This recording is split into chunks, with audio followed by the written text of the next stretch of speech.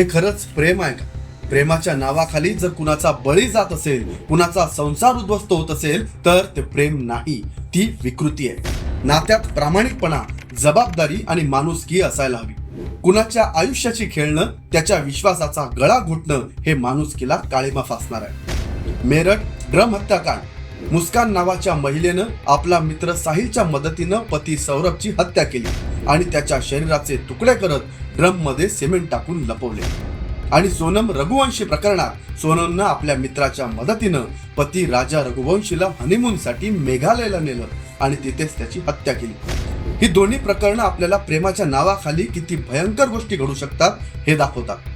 घरच्यांच्या दबावामुळे लग्न झालं, पण जुन्या प्रेमासाठी नवऱ्याचा छळ, अपमान आणि शेवटी त्याचा जीव घेतला गेला.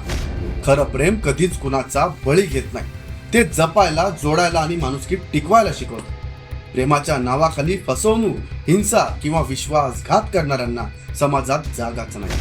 नातं स्वीकारल्यानंतर त्यात प्रामाणिकपणा हवा, नाहीतर सुरुवातीपासूनच स्पष्ट नकार.